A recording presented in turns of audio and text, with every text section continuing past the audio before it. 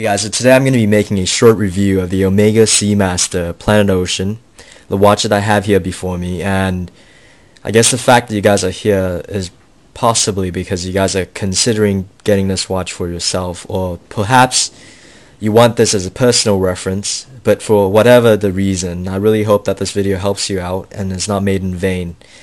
I first got this watch after 6 months of working in finance, and I purchased it in London.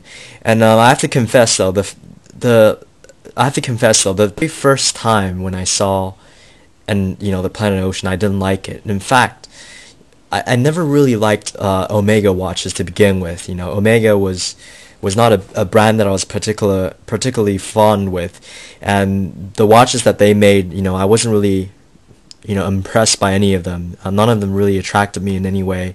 And it's funny because the only Omega watch that I really liked, the only one that I really liked initially, was the Omega Seamaster Professional 300 meters, the one worn by Pierce Brosnan in the earlier James Bond movies. I saw the watch for the first time in GoldenEye, the S&P watch, and I told myself that if I'm ever going to get an Omega watch, that would be the watch that I was going to get. But in the end, I got this one, and you guys are probably wondering why. Why exactly did I settle for this one, since this one's actually more expensive than an S&P?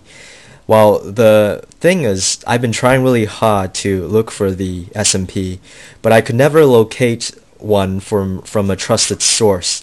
The thing is, the watch is actually discontinued now, and you can't really find it anywhere except online. And I could not find someone that I trust that I could buy from, because I don't know whether I'll be getting the real thing, and I don't really trust getting watches over the internet.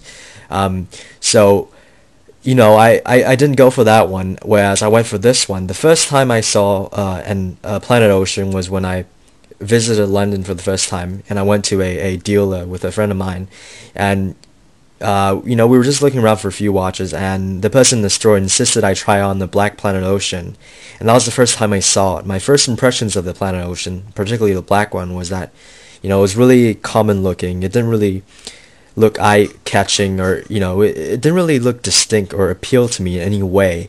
And when I first saw the orange one, I was quite shocked. I was really appalled, actually. I found the orange bezel way too vibrant for a watch, and I told myself that there was no way in hell I would ever settle for an orange bezel Planet Ocean. But when I tried it on a few more times when I visited various dealers, I sort of realized that actually the Planet Ocean fits my wrists quite well, and was actually starting to get on with me. I started to like it. I started imagining myself wearing it in different situations, and I really started to consider getting it when I got the chance. And I also started trying on the orange one more, and just to compare between the two, and I realized actually the black one is quite common looking.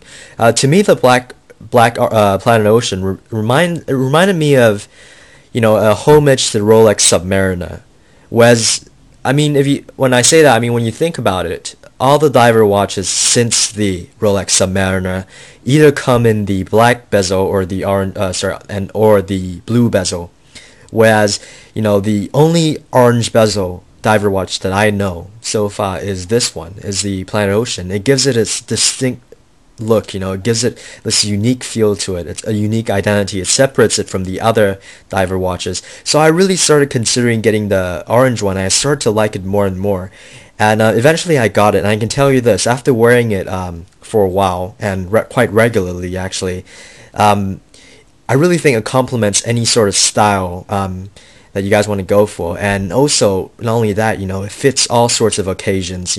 I think it's a perfect watch, the perfect watch that has a balance between being really classy and being very sporty, and I'm quite happy with it. Now let's get technical about it. The watch itself features a coaxial movement. The coaxial movement, in my opinion, is the only contribution that Omega has made in the history of horology, to horology itself.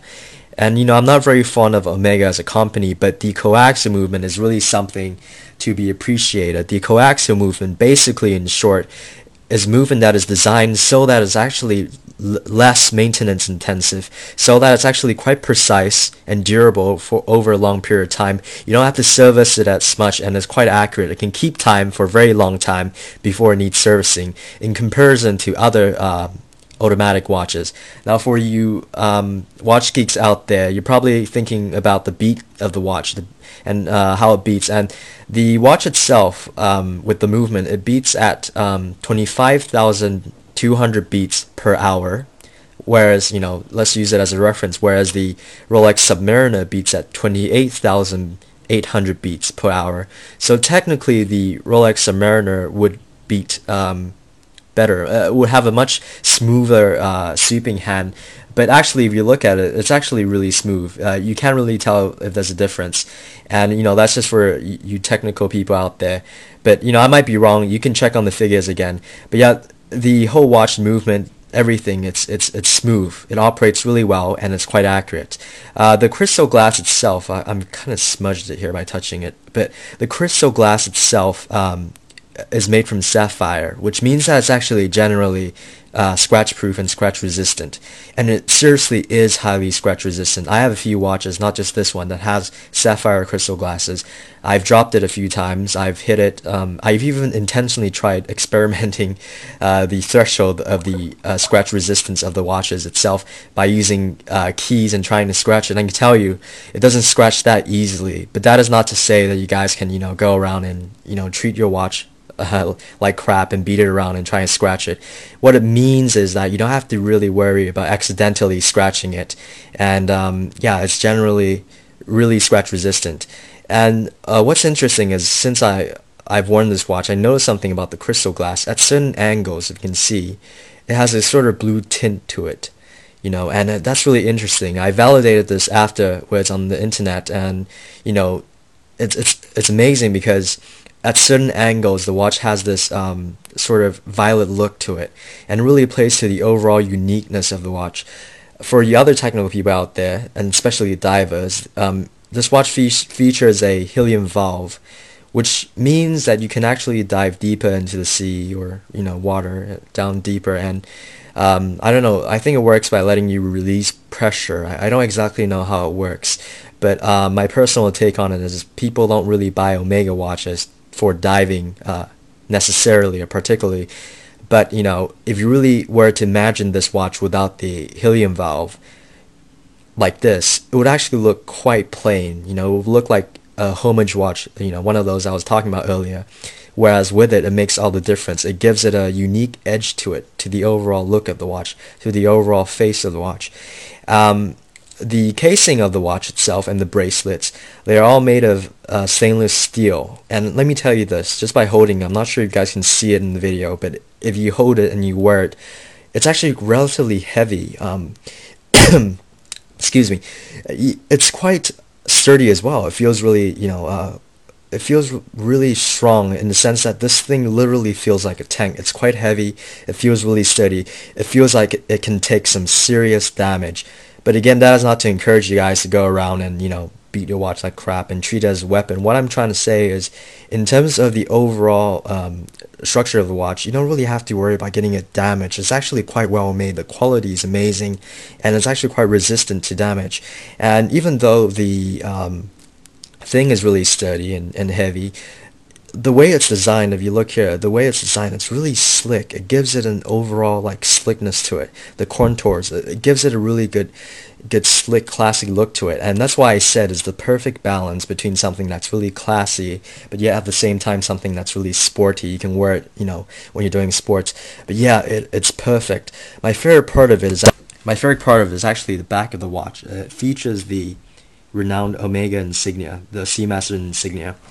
And I think that it's beautiful. Overall, the watch feels really good. The quality of it is indescribable. It feels really good. It feels like it was really well made. It feels like it's really well finished, actually. Every part of it. It feels really slick, very polished.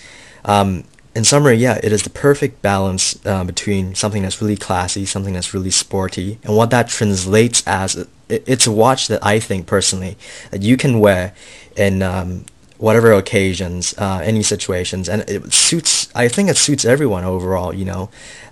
For me, it would definitely become a daily wear for me for the next conceivable years.